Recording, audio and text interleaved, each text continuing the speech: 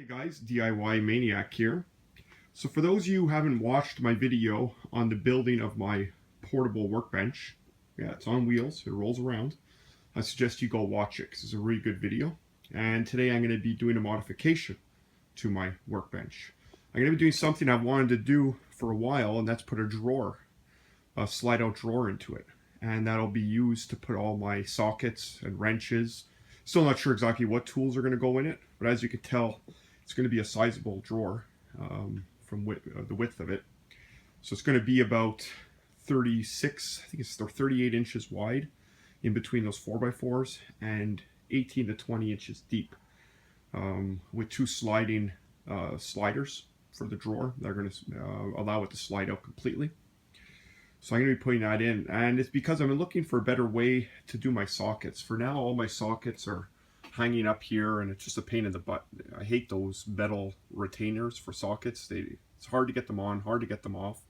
I'd much rather have a drawer I could pull out, and in that drawer have all my sockets identified, standing up.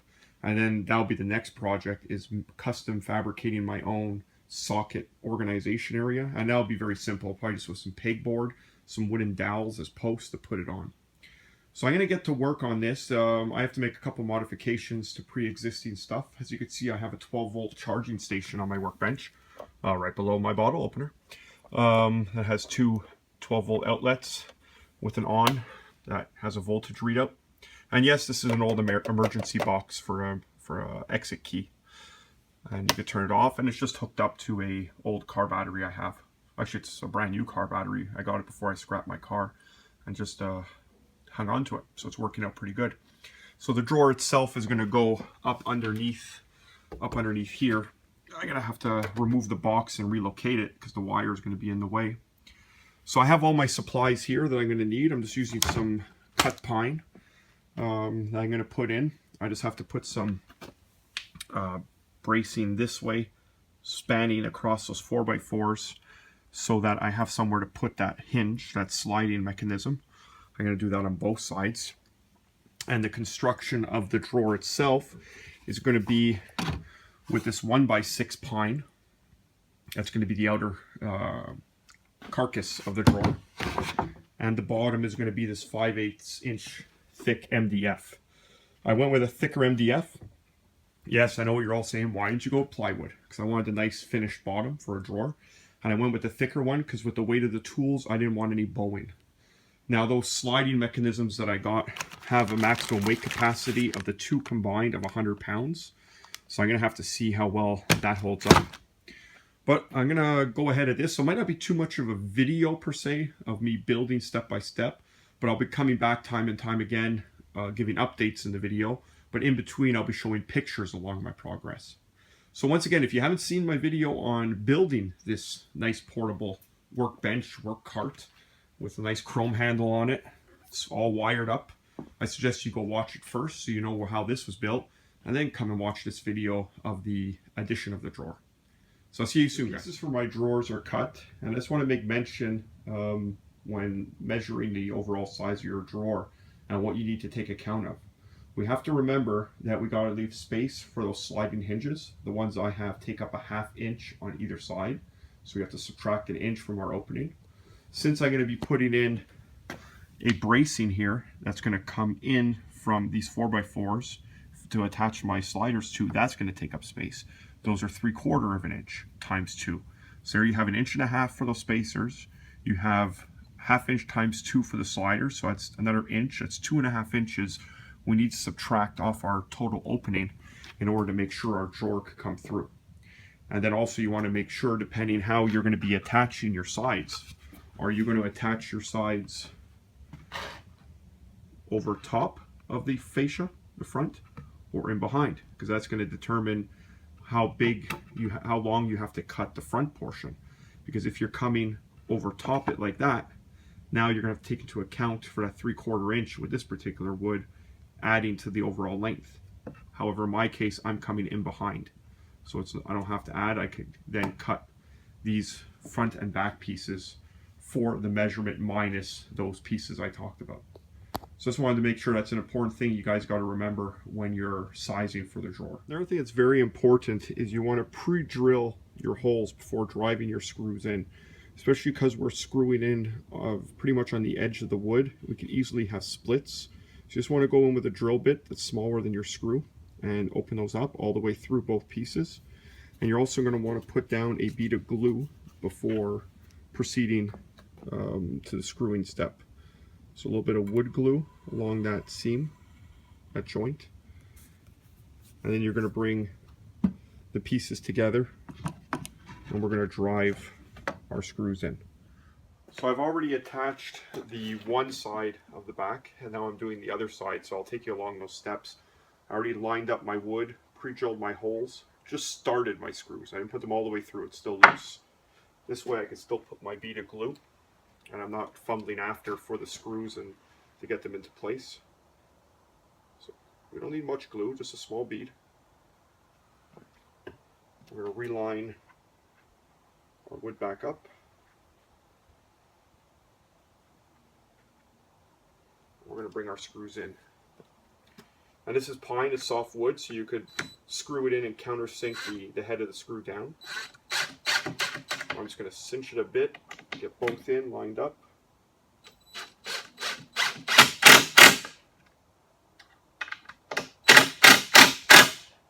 There we are, that's that done.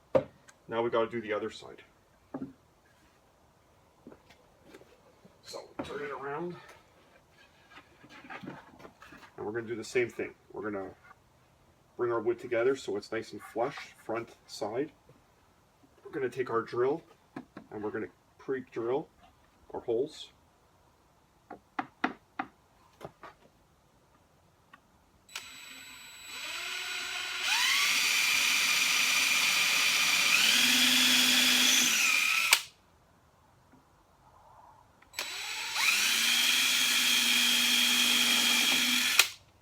Like that.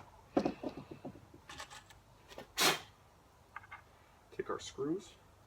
It's always nice when you could use the workbench that you're modifying to work on the project for the modification. This mobile work cart has to be one of the best things I've decided to build. From a practicality standpoint, it just makes life so much easier. So we'll put our bead of glue.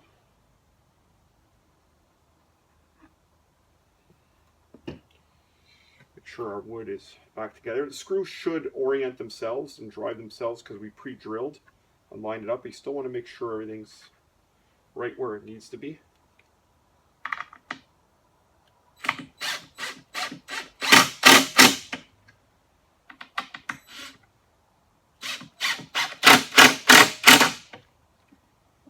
There we go. So now we can see the frame is done. All that's going to be left to do is put the bottom on and attach our sliders. So I'm going to get started on that and then we'll pick up the video at that point. I just wanted to give you a step-by-step where I am right now and how it's going.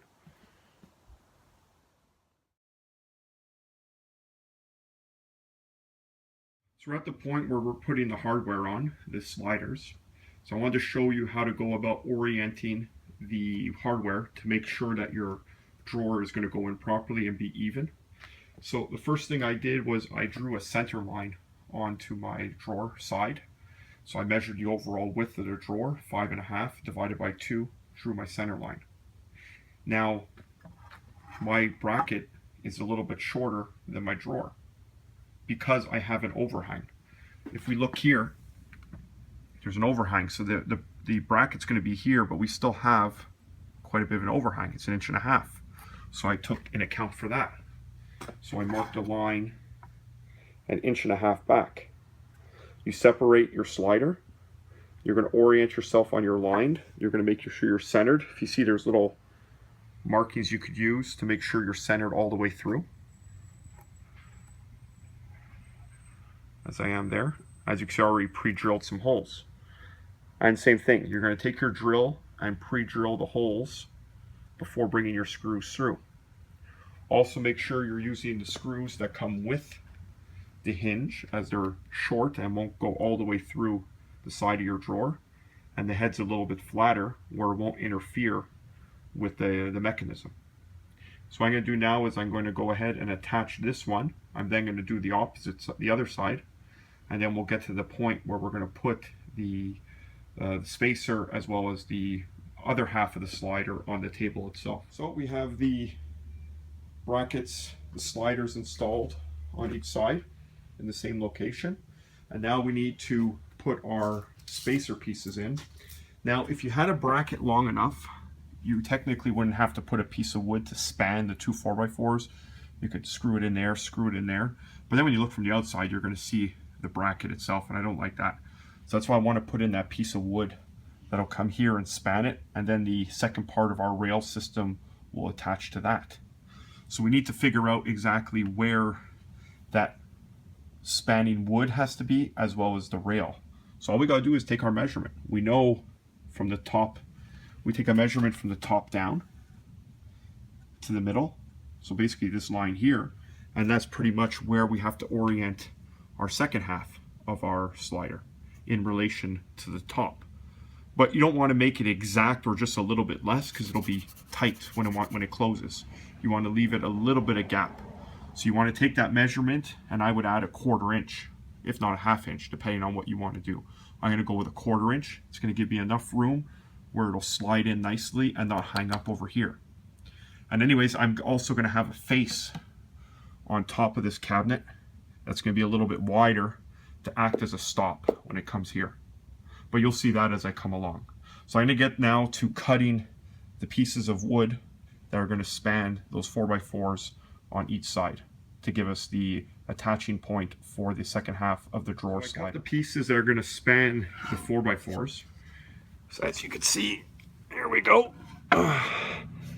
It's gonna, oh, I don't know if I can do this with one hand. As you can see, it's gonna span it like that, and our second half of our slider will attach to it. I'm gonna give you guys a little trick. I'm sure you can figure that on your own. Attach the sliders while the spanning pieces are still on your bench, so you don't have to do it underneath. You can just do it right there, and it's gonna save you a lot of headache afterwards. So that's what I'm going to do. It's going to be the same principle. I'm going to center it on that piece, pre-drill, fasten, and then I'm going to use that center line as an orientation marker. I'm going to put an orientation marker on my 4x4 where I want that center line to be, to make sure I have enough clearance when it closes. And that's where I'll fasten those pieces in and make sure they're level with the level. So I'm going to get to that. Okay, so the drawer is installed. I'm going to have my helper open up the drawer to show you the movement. Go ahead and open it all the way. See, it opens up all the way and comes out. So we have full access. So you go ahead and push it back in and close it all the way. And it works perfect. Thank you. So now all that's going to be left to do is obviously put the bottom to it. And as well as I want to create a face panel to hide the hardware on this side. So overextend by 1 inch or 2. And then the same thing on the other side to hide those hinges. And then we're going to put a handle on it for opening and closing. So I'm going to get to that and I'll get right back to you. So the bottom piece I just finished cutting to size, but before we put it on, what we want to make sure, and an important measurement to check, is to make sure it's square.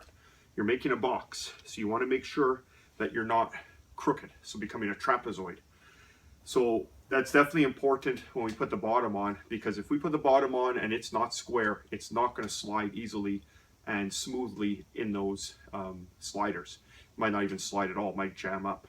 So what we want to do is to check square, we take diagonal measurements and we compare them. So as you hear, we have 40.5 on the nose. And if we take this diagonal measurement, we have 40.25. So we know we're a little bit out of square.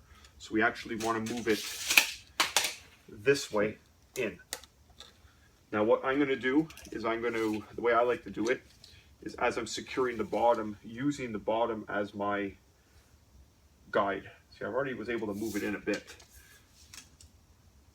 So 40 3/8, 40.25. So we're getting better. Sometimes by hand you could force it into the place, even though it doesn't take much. It just takes one of your sections to be 1/8 of an inch off, and that could throw everything out. So 40 and 3/8. And here we are 40 1/4. So we're still a little bit out. It's not much though.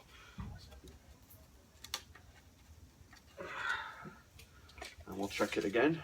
I think now we should be good. Yeah, it's looking good. Yeah, we got 40 3/8. We're well, in between. We're pretty much square. So now when we put our bottom piece on, what we want to do is the same principle. We're going to glue it. So we're going to run a bead of glue around the perimeter of the drawer itself. We're going to put the bottom piece on, and then we're going to pre-drill our holes and put our screws in to secure everything into place. So I'm going to go ahead and do that, and then I'll be right back.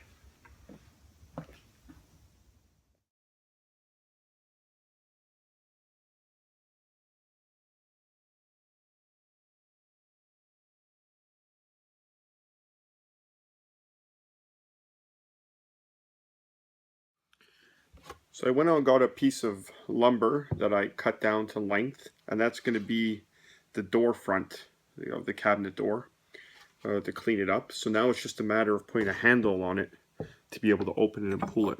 So I just went with a U-shaped handle, rugged style, that we're going to install in the middle. So now the process of installing the handle is just a matter of finding center on the door front. So we're going to measure out. We have 38 1/4, so that's 19 1/8. So we'll come here on 19 1/8, and that's dead center.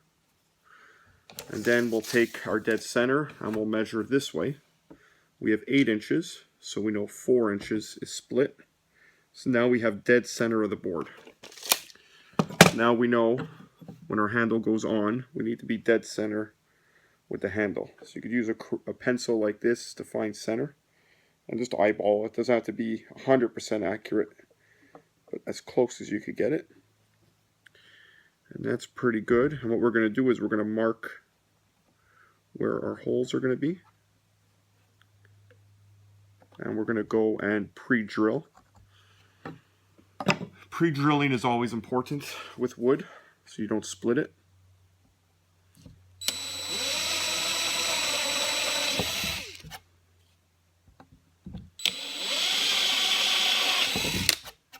Just going to start with little holes just to locate it, and then I'll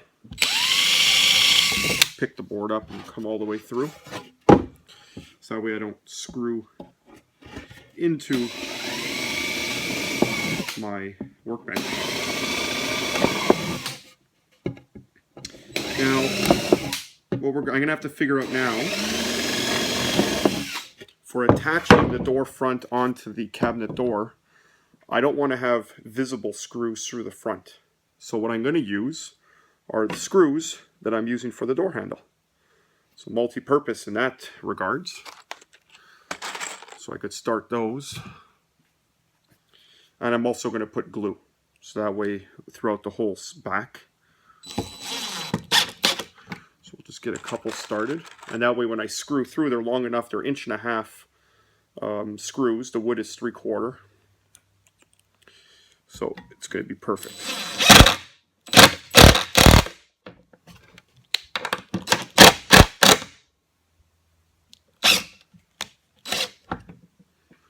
And there we go. Now, if I bring you guys over here, I'll try to put you in a good position for this. I'll put a little platform maybe. That works pretty good. Okay. So the door front, the way I'm going to have it, is going to be overhung on the top. So it's going to act as a stop door, pretty much, the door face. And it's going to be like that. The only thing we want to make sure is that we're even across the bottom before we put some screws in. But I'm going to have to put glue first. So I'm just checking for fitment now and making sure everything looks good. And it does. So the step is basically lots of wood glue on the underside. Get it into place, get a helper if need be to hold it. Then you could drive your 4 screws for your handle. That's going to hold it in place until the glue dries. And if you want, you could even come in behind, which is what I might do. Come in behind the drawer frame through the face. Just really make sure your screws aren't overly long, or you will come through the finished face of your cabinet. So let me get that done and then we'll take back up on the video. So the door face is all attached, glued and screwed. So you can see the handle is there. We got the 4 screws going through the handle, which are also going through and attaching the front fascia to the cabinet itself. So now when you take it, it opens. As well on the inside, I put in, if we could get them here, some screws on either side, one in the middle, and same on this side.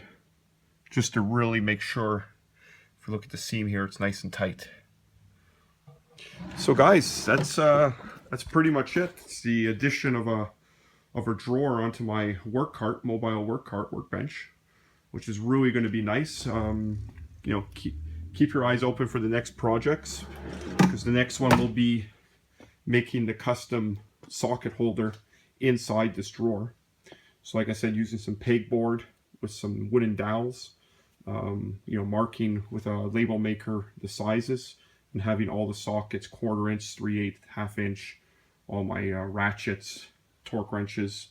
You know, I'll try to get it all in there, and hopefully even have some room for my vice grips and different pliers. I'm gonna have to really see how I want to organize it to make it best. But yeah, keep your eyes open for that video, because that'll be an interesting one. So I really hope you enjoyed it. As you can see, the full install really comes out nice, full extension, which is exactly what I wanted. Like I said, it's rated at 100 pounds. But like anything, when they rate something, they take off 30%. So we could probably go 130 pounds, but I don't plan on putting that much in here with sockets and different stuff. I don't see it weighing close to that, but I'll have to be careful, obviously. So let me know what you think, guys. If you have any questions or suggestions or just your comments, leave them down below like usual. Keep your eyes open for future videos, and we'll see you next time. Take care, guys.